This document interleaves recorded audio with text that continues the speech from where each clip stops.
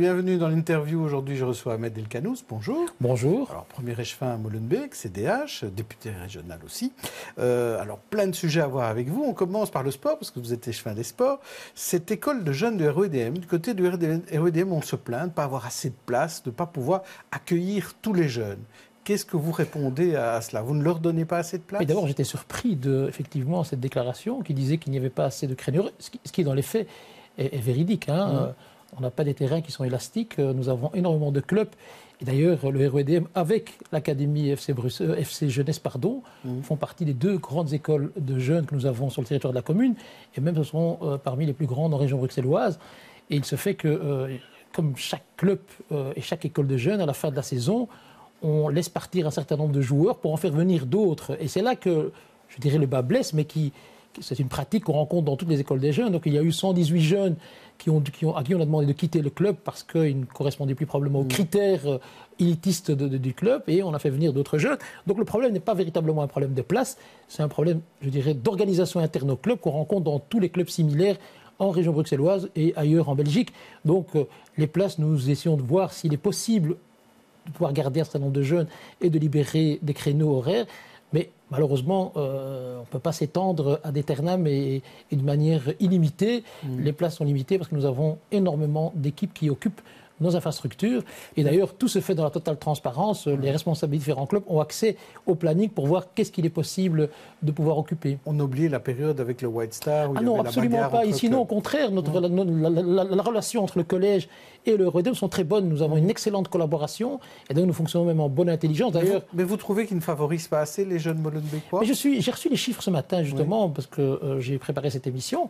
Il y a à peu près 38 molenbeekois qui ne sont pas repris cette saison-ci sur les 118, ce qui reste évidemment 38 de trop, mais ça reste, par rapport au volume global des 700 jeunes qui fréquentent l'école des jeunes, ça reste quand même, je dirais, un chiffre relativement bas. Mais il est de notre devoir de trouver des solutions, soit de pouvoir les garder dans le club, soit de les aider. Et dans ce sens-là, j'ai effectué des démarches auprès d'autres clubs pour essayer de trouver des places pour ces jeunes.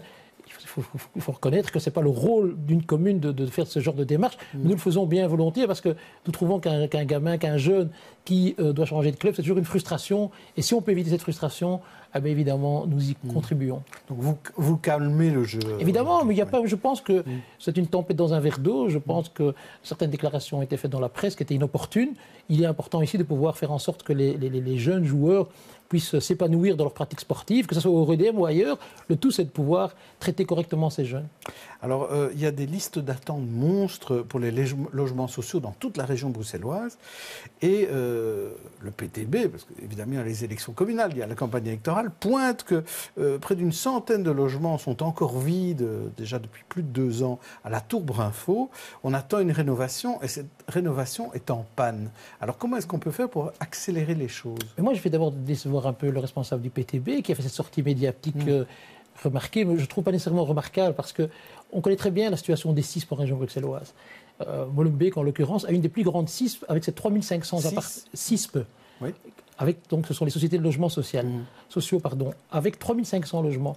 Nous avons, avec le soutien de Céline Frémaux, décidé d'en rénover un maximum. Et cette tour, justement, qui a été vidée, parce qu'il y avait de véritables problèmes d'insalubrité, doit être rénovée. Alors, vous connaissez aussi bien que moi, les procédures de marché public sont relativement longues et juridiquement compliquées. Et donc aujourd'hui, et d'ailleurs quand je dis que je vais décevoir le responsable du PTB qui a fait cette sortie, c'est qu'il y a beaucoup plus que 100 appartements qui sont inoccupés. Nous en avons des centaines sur la commune, mais elles sont en train d'être totalement rénovées. Il y a une volonté d'offrir aux futurs occupants des logements de qualité. Alors on ne peut pas d'un côté exiger qu'il y ait des logements de qualité, ce qui est un droit légitime pour les futurs occupants, et dire que ça dure trop longtemps. Il y a effectivement des laps de temps qui sont trop longs à notre goût, mais ce sont les procédures légales, ce sont les procédures de marché public. Il n'y a pas moyen de faire autrement. Ce sont des procédures légales que nous devons respecter, que ce soit au niveau des CISP ou au niveau de toute structure publique qui en veut entamer des travaux. Dans le cas de la Tour Brinfo, ce sera fini quand? Il y a effectivement des procédures qui sont en cours. Je sais qu'ils sont en train de consulter. Il y a eu des étapes qui ont été, je dirais, ratées sur le plan juridique parce qu'il y a eu des recours qui ont été faits, etc. Mais la procédure est en cours et je peux vous dire que les responsables de la CIF de Molenbeek sont déterminés à ce que cette tour soit rénovée. Et d'ailleurs, la rénovation qui va être proposée va mieux correspondre à la sociologie de nos habitants. Mais pas de date. je ne pourrais pas vous avancer de date aujourd'hui, mais ce tour va être rénové. Alors, parlons de Maouda. Comment doit-on traiter les parents de cette Maouda tragiquement tuée par une balle sans doute tirée par un policier après une course-poursuite sur l'autoroute? Le CPS de Mons leur a signalé qu'il devrait quitter le territoire après des obsèques dans les jours à venir. Alors, je voudrais connaître votre réaction. C'est l'Office étranger, je pense. Oui, mais via le CPS. Enfin, finalement, peu importe, c'est ce qu'on leur a signifié. Je vous propose 3 types de réactions. La première réaction, c'est il faut une régularisation exceptionnelle des parents de Maouda. Deuxième type de réaction, il faut une solution humaine. Troisième type de réaction, la règle, c'est la règle. Et moi, je serais partisan de la première proposition, évidemment, ou de la deuxième, mais moi, je pense que comment est-ce qu'on peut oser demander à des parents qui ont vu leur enfant de 2 ans mourir d'une balle dans la tête et qui va être enterré sur le sol belge, leur demander de quitter le territoire. Enfin, sur le plan humain, je pense que nous sommes en train de se déconnecter de cet humanisme qui doit être le nôtre dans la gestion quotidienne de nos responsabilités. On demande à des parents qui ont perdu leur enfant dans des conditions abominables, atroces, de quitter le pays. Et bien évidemment qu'il faut les régulariser, qu'il faut leur donner un titre de séjour indéterminé. D'abord, le temps que cette enquête puisse se finaliser, qu'on sache qui est responsable de la mort de cet enfant. Est-ce que des instructions ont été données aux policiers pour utiliser des manières aussi radicales que celle-là? Qu'on puisse comprendre exactement ce qui s'est passé. Moi, je respecte les procédures qui sont en cours. Je crois qu'il est prématuré de se prononcer sur qu'est-ce qui s'est réellement passé. Attendons que l'enquête, en espérant qu'elle se fasse d'une manière totalement indépendante et qu'elle puisse aboutir. Mais aujourd'hui, le minimum qu'on puisse demander, c'est que les parents puissent avoir un titre de séjour qui soit régularisé, qu'ils puissent attendre le procès et qu'ils puissent de temps en temps aller, se recueillir sur la tombe de leur enfant qui sera enterré probablement à Mons. Alors, au début de l'affaire, on a parlé beaucoup de récupération politique et votre président, Benoît Ludgen, a attaqué Écolo en parlant même de populisme vert. Je le cite dans un article paru dans Le Soir hier. Cette forme d'immédiateté dans le jugement, et là il parlait d'un tweet de Zakia Khattabi, est une forme de populisme vert qui s'est développée ces derniers mois.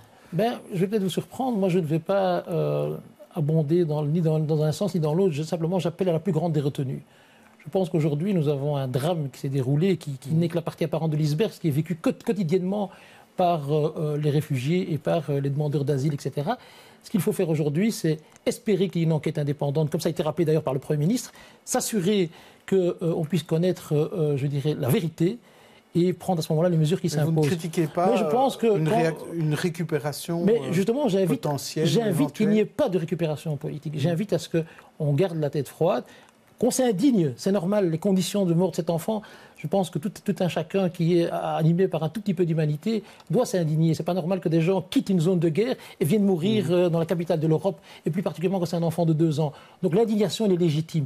Mais on ne peut pas faire de la récupération politique, bien évidemment. Donc restons, prudents et gardons la tête froide. Le populisme vert, c'est trop fort? Moi, je ne voudrais pas utiliser cette formule. Alors, parlons du CDH, puisqu'on parle du président. Dans votre parti, on parle maintenant d'un cordon sanitaire vis-à-vis du PTB. Donc, il y a celui, pas de majorité, évidemment, avec l'extrême droite, mais pas non plus avec le PTB. Et si un mandataire CDH le fait quelque part, dans une commune, eh bien, il sera exclu du parti. C'est ce qu'a dit Benoît Ludgen. Je peux vous garantir que de notre côté... À Molenbeek, qui aura une alliance avec le PTB. Moi, je n'aime pas trop les oukas, d'où qu'ils viennent, quels qu'ils soient. Moi, je pense que d'abord, il faut respecter les électeurs. Ce sont les électeurs qui se prononcent. Et en fonction des résultats, évidemment, il y a... Donc le PTB peut être fréquentable? En tout cas, en ce qui me concerne, je ne m'allierai pas au PTB au niveau local. Pour des raisons évidentes, c'est que ces dernières années, j'ai pu constater ô combien ils sont dans les déclarations intempestives, dans des déclarations à l'emporte-pièce régulièrement. La preuve, regardez la dernière sortie par rapport à la Tourbre Info. La manière dont la communication est faite, c'est mentir aux gens, c'est désinformer les gens. Et moi, je trouve que ce n'est pas une manière de faire de la politique. Il faut rester honnête. Lorsqu'on s'adresse à la population, il ne faut pas venir avec des discours simplistes ou manichéens. D'un côté, il y a le bien, d'un côté, il y a le mal. Je pense qu'il y a une question de responsabilité. Et aujourd'hui, le PTB, en tout cas à Molenbeek, mais aussi dans certaines déclarations que j'ai pu voir au niveau fédéral, par exemple, je pense qu'on est très loin de cette exigence qui veut qu'on soit correct et honnête vis-à-vis de nos concitoyens et ne pas simplifier les choses au point qu'on ne puisse plus rien comprendre par rapport à certains enjeux. Alors c'est le ramadan pour l'instant. Une nouvelle association, les laïcs musulmans, se sont lancés dans une opération de signalement des pressions subies par ceux qui n'observent pas le ramadan.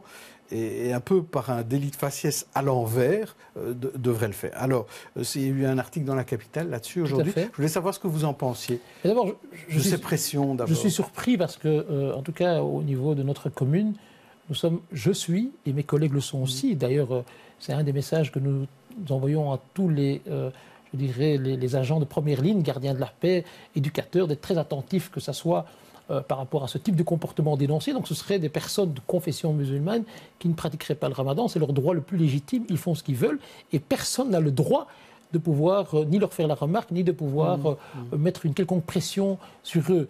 Je n'ai jamais pu constater ça, et si c'était le cas, il faut le condamner avec force. Et évidemment, pour moi, c'est du même ordre que de l'homophobie ou des attaques stigmatisantes similaires. Et donc, il faut que les pouvoirs publics, les responsables, je dirais, politiques, puissent aussi, si c'est le cas, si c'est prouvé, qu'on puisse prendre s'il y a des preuves, s'il y a des témoignages. C'est ce que fait cette association. Donc, on essaye de voir s'il y a des preuves. Comme toute autre forme de, je dirais, de racisme, de stigmatisation, il faut prendre les mesures qui s'imposent. Alors, en matière de décumul au Parlement bruxellois, quel sera votre choix, vous choisirez la commune ou la région? Ce sera en fonction des élections. Pour le principe, je suis pour le décumul. Mais je ne vais pas refaire ici tout mon positionnement, qui est quand même assez long. Mais aujourd'hui, on voit très bien la position de nos amis flamands par rapport à ces questions. Il y a eu un recours qui a été fait, en tout cas la première... Donc il y aura sans doute le décumul. Mais je n'ai pas encore choisi. Mais je suis un amoureux de Molenbeek, la commune qui m'a vu naître. Donc vous comprendrez que le choix sera fait au bon moment et que ma priorité, ça reste évidemment la commune de Molenbeek. Mais je ne prendrai pas de décision tant qu'évidemment je n'ai pas tous les éléments par rapport à cette question. C'est-à-dire le résultat des élections, par exemple. Voilà, exactement. Merci Ahmed Alkanous. C'est moi qui vous remercie. On se retrouve avec un autre invité demain. D'ici là, bonne journée et bonne soirée à tous.